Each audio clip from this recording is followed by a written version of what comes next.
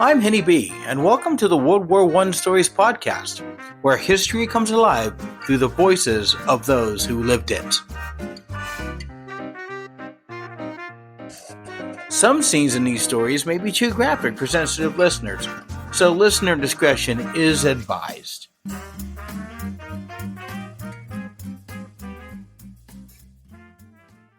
Today's episode, The Final Kick. Thwack. Whap. Thwack. Whap. The sound repeated itself over and over as the ball involuntarily completed round after round of trips from foot to wall. Their rhythmic impacts mingled with the call to prayer and the everyday sounds of the ancient city. The boys loved this spot. Here, by the Topkapi Gate, they could practice their kicks and strengthen their legs by kicking against the resilient 1,500-year-old wall that once protected the ancient city of Istanbul. As they played, dreams of joining the great clubs of the city like Galatasaray and Fenerbahce filled their heads. Amir and Bedros were neighbors in the Topkapi neighborhood of Istanbul, one of the many neighborhoods in the city where Muslims and Armenians coexisted. Amir, with his dark eyes and quick smile, was the son of a local merchant. His older brother was away at war, fighting for the Ottoman Empire, a constant source of worry for the family. Bedros, with his curly hair and thoughtful expression, belonged to an Armenian family who ran a bakery nearby. He adored his little sister, and with his father conscripted as a captain in the Ottoman army, it was up to Bedros and his mother to keep the bakery running. These football breaks were a rare occurrence in their busy lives. Now, at 14 years old, the boys found themselves with responsibilities thrust upon them. Amir at home and Bedros at the bakery, so these brief respites were a welcome distraction. Despite their different backgrounds, the boys were inseparable and had been since they met 10 years ago. As they kicked the ball against the wall, the sound echoed through the narrow streets, a reminder of their carefree childhood. But the world around them was changing, and the boys were learning more about it. Lessons they didn't like. So they threw themselves into the sport of football, which was rising in popularity all over Europe and around the world. The ball thwacked against the wall one more time before Bedros caught it with his hands and turned to his friend. "I'm hungry. You?" "Not really, but I can eat," Amir replied, a grin breaking across his face. Bedros raised an eyebrow, knowing Amir was just being polite. "I gotta go back to the bakery anyhow, so we can eat there." Together, the two boys made their way through the winding streets to the bakery. Inside, the warm, inviting aroma of freshly baked bread enveloped them. They settled at a small table as Bedros' mother, Sonia, looked on with a smile. She served them savory burek filled with spinach and cheese, just how they loved it. After they finished, she brought out a plate of baklava and a bowl of nuts and berries. "You boys need your strength," she said, her eyes twinkling with affection. The bakery was small and inviting, featuring a cozy kitchen in the back, a counter displaying freshly baked goods, and 3 small tables where customers could sit and enjoy their tea alongside pastries. Levan, Bedros' father, had started the bakery by making and selling kata out of their family kitchen just before Bedros was born 14 years ago.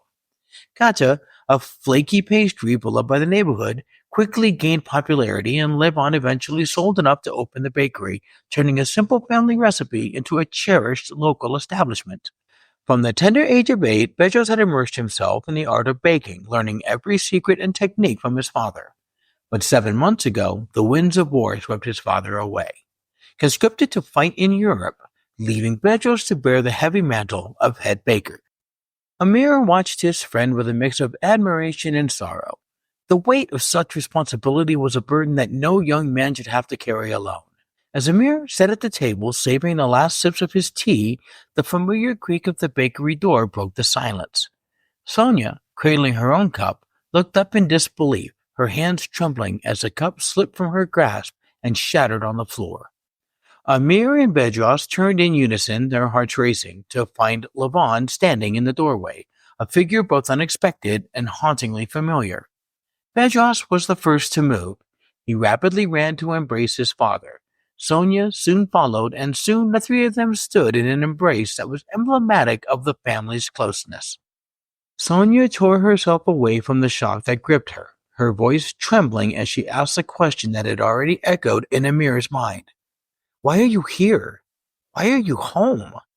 Bedros, too, broke free from his embrace, stunned in silence, his gaze fixed on his father. Levant's expression was grave, the weight of unspoken truths hanging heavily in the air. Things are happening, he replied, his voice low and steady. Things that aren't good. Amir looked on as Levant glanced up at him. Amir thought he saw a hint of malice in his look, but he was not sure. Amir, I think it's best you go home. I need to talk to my family. Amir was surprised by the order, but complied nonetheless. When Amir returned home, he found his father Murat sitting at the small kitchen table, the flickering light of the oil lamp casting shadows on his furrowed brow.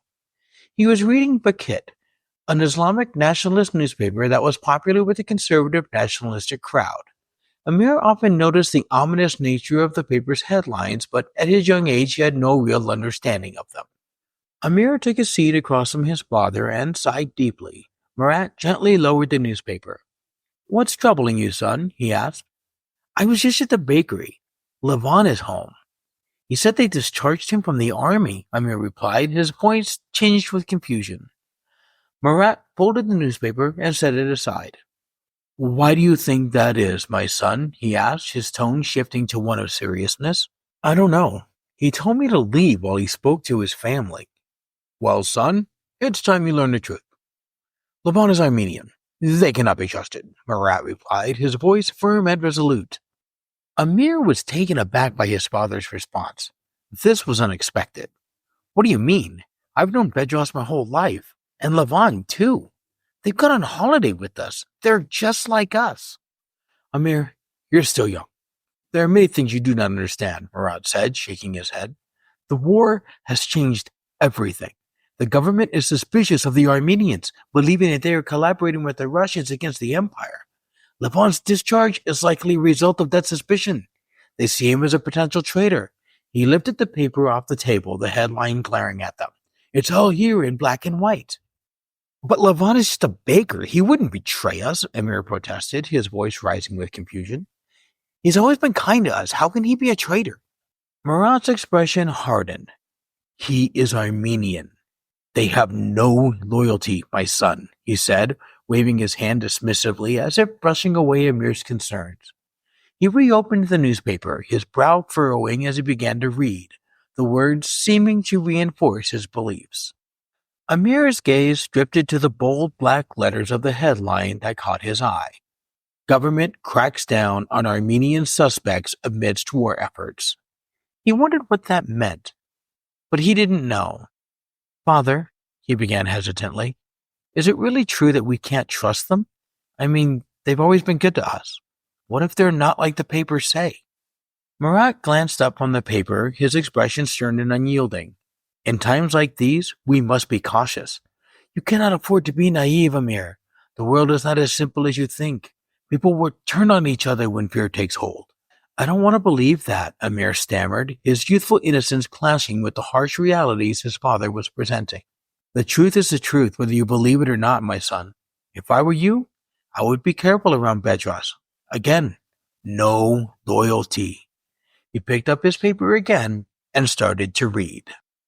It was mid-morning the next day when Amir made his way to Topkapi Gate with his ball and began his routine of kicking against the adjacent wall. His mind still swirled with all the things his father had said. There was no way Bedros' father could be a traitor just because he was not a Muslim. It didn't make any sense to him. After an hour of relentless contemplation, overthinking, and aggressive kicking, Amir realized that Bedros had not shown up yet. He kicked the ball one last time, caught it with his hands, and made his way to the bakery. Amir let out a sigh of relief when he entered the bakery and saw Bedros working alone, helping 3 customers. Bedros smiled at his friend, mouthed, "Sorry," and continued to bag baklava for an older gentleman. When the last of the customers had left, Amir approached the counter. "I was practicing." "You must be hungry then. Here, have some fruit and nuts." Bedros slid a bowl of the common snack towards Amir, who took a handful and started to eat. "Thank you," Amir said between bites. "I'm not going to be able to practice today. My father and mother are making me watch the store." "That's okay. The store is important to your family. Do you want help? I can help if it gets busy," Amir asked him. Bedros chuckled. "I would never deny help from my best friend."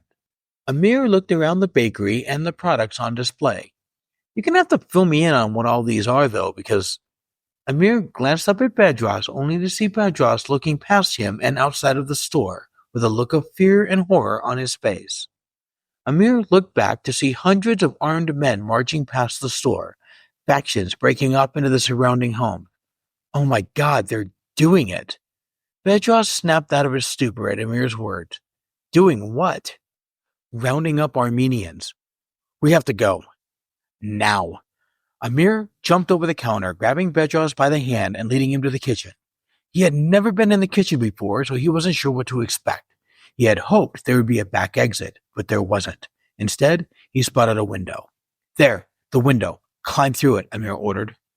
Amir could see the questioning look on Bedros' face, confusion etched across his features. Look, I don't have time to explain. You have to trust me. Please. A spark of determination ignited in Bedros' eyes as he stepped toward the window and opened it. Amir thrust his head out, scanning the alleyway behind the bakery.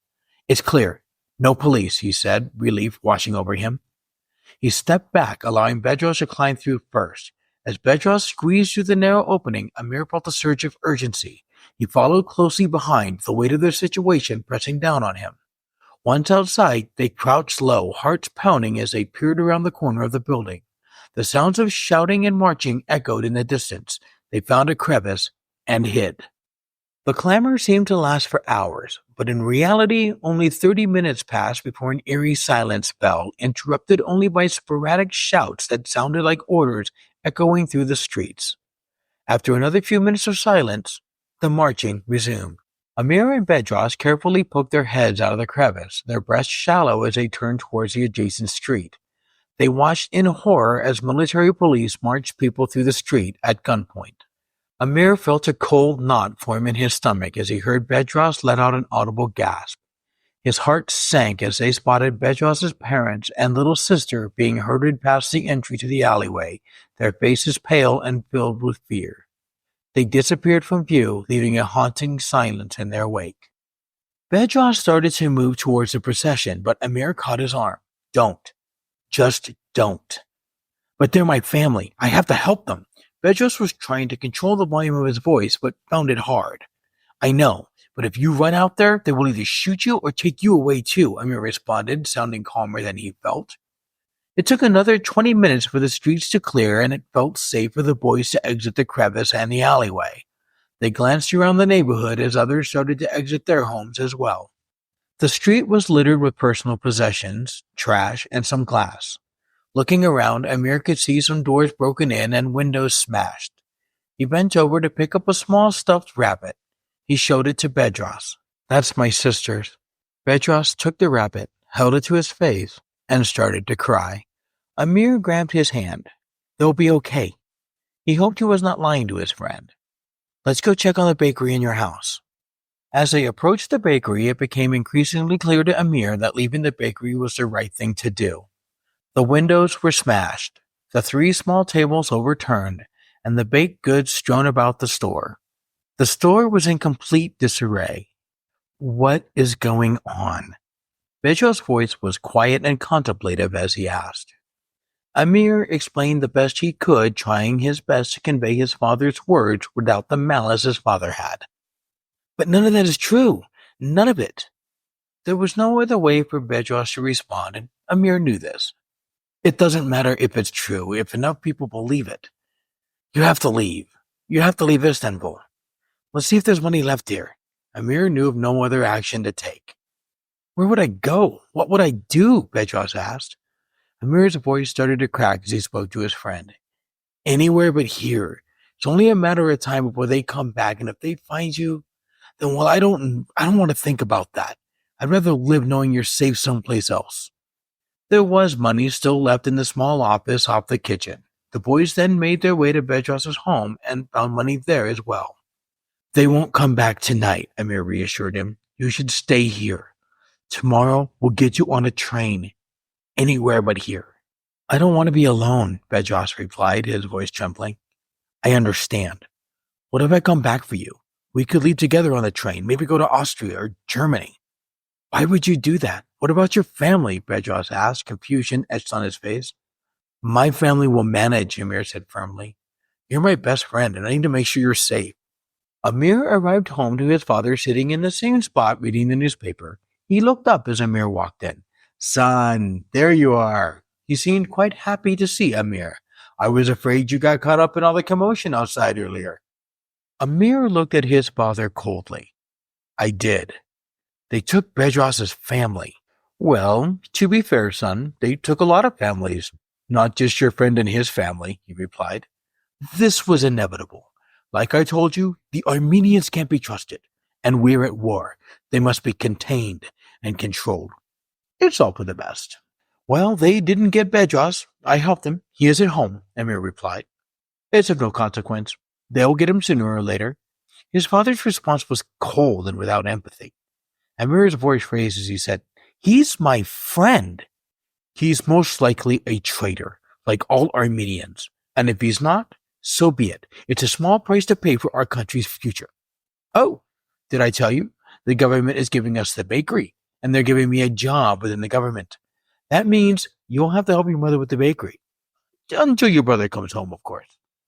The realization hit Amir like a tidal wave. It was his own father who helped the government and the gendarmerie set up the raid. In exchange for a job and Leban's bakery. He stared blindly at his father. You helped with this raid, didn't you? It helps the country and our families, son. It was the smart thing to do. Amir was shattered. Bedros is my best friend. How could you do this to him? To me? I will not have you question me. You are my son. That boy and his family are inconsequential in the grand scheme of things. What's important to me is this family, that we have a livelihood. The bakery and this new job gives us that. You need to be grateful. Amir could think of nothing to say. He walked out in disgust. It was dark now as Amir kicked the ball against the wall near Topkapi Gate. He kicked in confusion, he kicked in despair, and he kicked in anger. As he kicked, his thoughts became clearer. His father was not who he thought he was. His best friend was in danger, and he was at a crossroads. With a final kick, he let the ball fly over the wall. Amir started toward Bedros' home. He had made up his mind. He and Bedros would stay there tonight, and tomorrow, together, they would board a train. Where would they go? He had no idea. But he could not, in good conscience, live a life in Istanbul where he had to run a bakery taken from his friend's family. He came to an abrupt stop, his heart pounding as the dreadful realization struck him with the force of a thunderclap. His father knew where Bedros lived. I am so glad you joined me for this episode of World War I Stories. This podcast is a work of fiction. It's written, recorded, and produced by me, Henny B. If you enjoyed our journey through history, I invite you to connect with us on social media. Find us on Facebook and Blue Sky for updates and discussions. Would you like to support the show and gain producer status? Consider becoming a member of our Patreon. Your support not only helps keep the stories alive, but also earns you a special place in our community, with your name read at the end of each episode. I'll see you next time, and until then, keep exploring the past and remember that every story has its echoes in the present. And as always, thank you for listening to World War I Stories.